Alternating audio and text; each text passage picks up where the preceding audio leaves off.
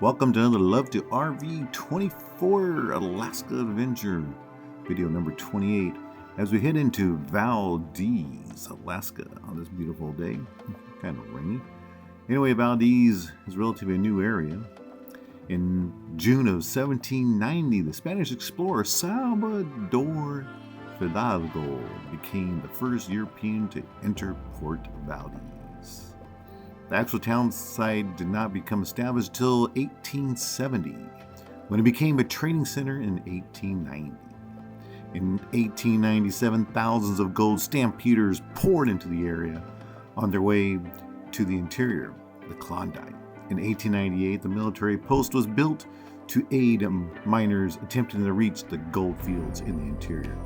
But the ridges of the ice journeys over Valdez glaciers were too much for all but a handful of stampeders. Very few reached the gold fields of the Valdez route. During World War II, Valdez became an important as a receiving point for the raw materials of the Alpine Highway. In 1964, an earthquake destroyed most of the community. Residents have completely rebuilt Valdez 5 miles from the original town site. And now we're heading out to the Prince William Sound Bear Tour. That is Valdez's final place where the Alaska pipeline ends and where oil tankers pick up the oil from Dead Horse to here to Valdez, an 800 plus mile trip on the Alaska pipeline. That is where the oil gets dropped off to the big oil tankers to head out to us to refineries to get refined. And a couple of otters playing out in the water here.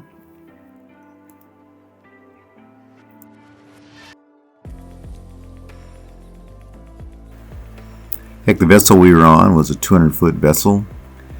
The sea lions protecting the security zone. Stay out of that area.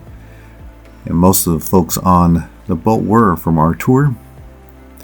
We got to see beautiful waterways, beautiful falls. Hear the sounds. Iceberg alert, iceberg alert, Titanic, Titanic. Oh, no, iceberg.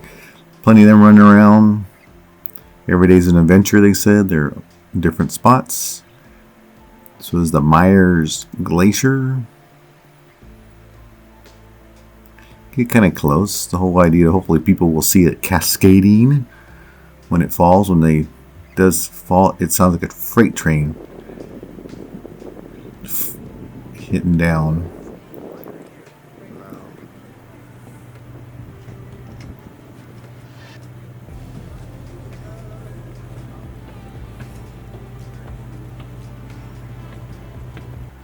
Of course, right after I did that, another iceberg in the distance. There's more pictures looking around. And of course, some bald eagles out there on the land.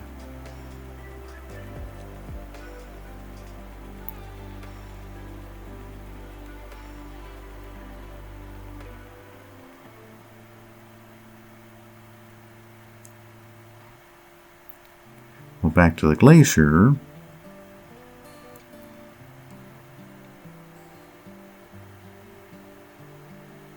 It's just beautiful out there. It was pretty peaceful this day.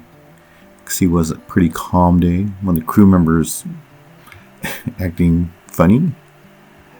And then it did cascade over to the left. I missed it. Of course, I was using the still photography at that time. But it sounds so loud when the ice chunks land into the water. Not the best picture, but you get the gist. And there's some more that fell over there. We'll miss that one also. But it's still good memories just to see. And it wasn't that foggy out there. It was just the way the picture was. Yo-ho! There she blows! A couple humpback whales way out in the distance. There's actually 2 of them out there. I missed them jumping out of the water. But there's a tail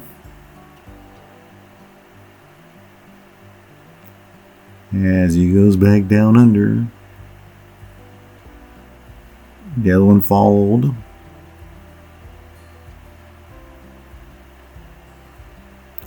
Next thing we know, we didn't see him again after they came up for a short pause again.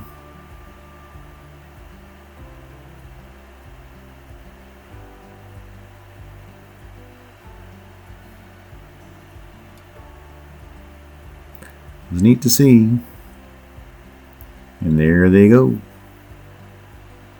And we didn't get to see him anymore. We hung out there for another like 20 minutes. Not see him at all. So here's a blowhole in the wall there with all the sea lions.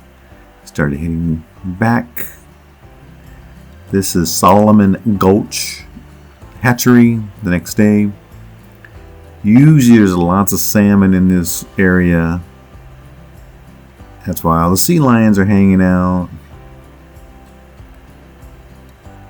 And there's sometimes bears, of course. And the salmons come back up to spawn, head up this river. We also have a salmon ladder that they harvest the eggs. This is a big boy. I guess it could be a girl too. Yeah, it's exhausting. It's a long day up here. Salmon do make their way up this ladder to get harvest. And this guy decides, beep, watch out, bagging up, wide load, beep, beep, beep, beep. As he enters the water, he does smile and kind of snorts at us here and there. And this is my nice side. But just getting back in the water. Holy mackerel, he's a big guy.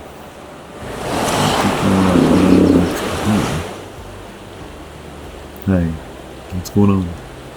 Where's the salmon? The salmon were running about 2 weeks late. Here was a U.S. Forest Service information building. That was a fly fisherman. Actually, a nice spot for a Forest Service building. It's at the Crooked Creek Information Site on the National Forest property. It was closed the day we were there. But look at the view they have. Look at some of the fish our group caught. Awesome. Thanks for watching the video. Subscribe and like. More to come. Love and hugs.